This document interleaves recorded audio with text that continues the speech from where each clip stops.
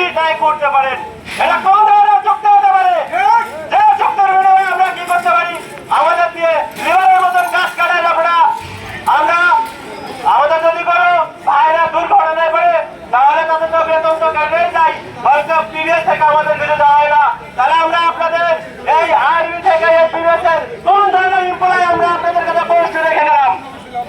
সংগ্রামী সাথী বন্ধুগণ, আমরা আরেকটা অবগত করতে চাই, আমরা এই মিডিয়া এলাকার মেসেঞ্জার আর্মি বলছে আমাদের প্রয়োজন হবে না 2041 সালের নির্বাচনে।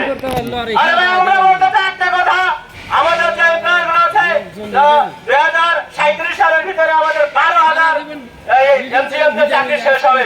আপনি 2041 সালে মিটার ফ্রি মিটার বাস্তবায়ন করতে যাচ্ছেন, তাহলে মিটার এলাকা মেসেঞ্জার আপনারা কই পাবেন? নাকি আর্মি থেকে এসে আপনারা মিটার রিডিং ও বিল গ্রহণ করবেন? আমাদের বলতে আছে সংগ্রামী সাথী বন্ধুগণ, আর আমরা বলতে চাই আমরা আপনাদের সিস্টেমে আমাদের কেন প্রয়োজন এই বিষয়টা আমরা আপনাদের তুলে ধরতে চাই।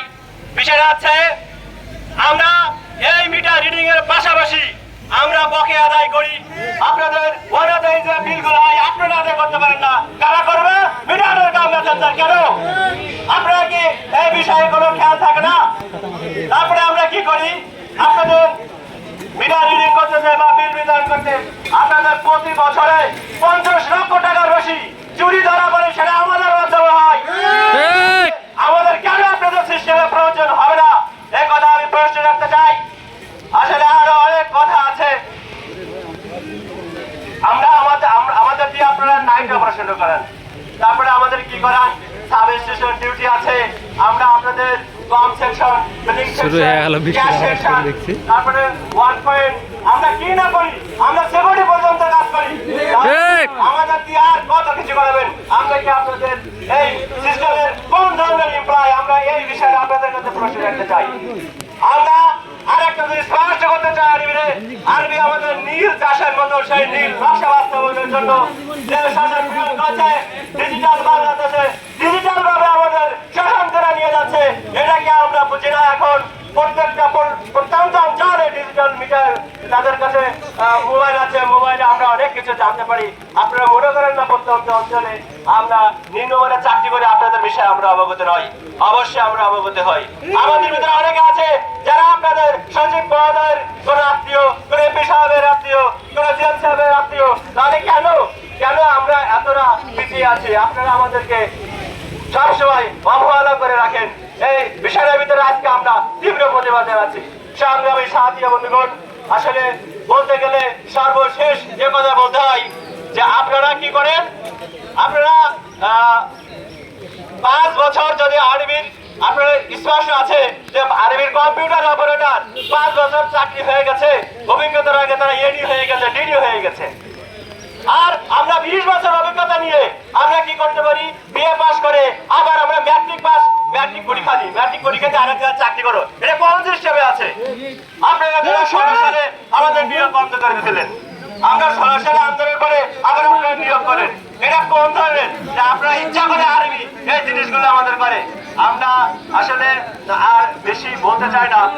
সর্বশেষ যে বলতে চাই সেটা আছে একজন আরবির নতুন চাকরি করে একজন আরবির এডিশন আমাদের জিএম সাহেব এসে বলে, জিএম সাহেব আসলে এই জিনিসটা খুবই কঠিন, খুবই কষ্টের। আমরা এই জিনিসটা উপলব্ধি করে খুব কষ্ট পেয়েও আমাদের বলার কিছু থাকে না। একজন জিএম স্যার একজন ডিডি স্যারের পাওয়ার ক্ষমতা রাখে, অথচ একজন এডি স্যার জিএম সাহেব এসে বলে, জিএম সাহেব আপনারা যখন আরবিতে যান তখন একজন পিয়ন আর আমাদের জিএম স্যারদের উঠে চেনে না ওরা।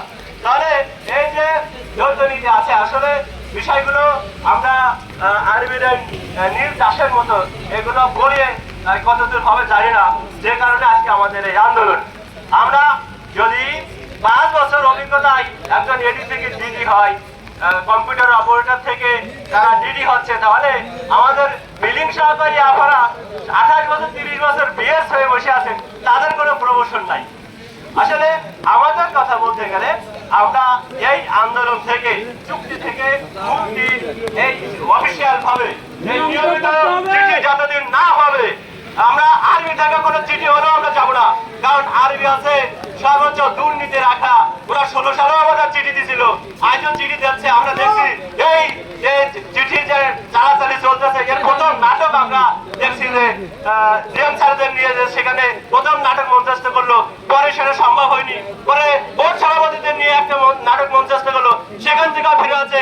আপনি আপনাদের আশ্রয় করতে চাই এবং বিনিময়ে ফিরতে হবে, এই জিনিসটা বলতে চাই যে আজকের এই আন্দোলন থেকে আমরা ইনশাআল্লাহ এই আন্দোলনের যে আমাদের দুইটা দাবি আছে, এই দুইটা দাবি সফলতার সাথে আদায় করব। কারণ আরবি মন্ত্রণালয়ের কাছ থেকে এখন আর কিছু আশা করতে পারবো না। ওনাদের সাথে ওনারা গাদ্দারি করছে, অতএব আর পিছনে হটানোর সময় নেই। আমরা সামনে এগিয়ে যাব নির্ভয়ে। আমরা একটা জেনে রাখবেন, আমরা পানিতে যেহেতু নেমেছি, কাপড় আমাদের বেঁধেছে।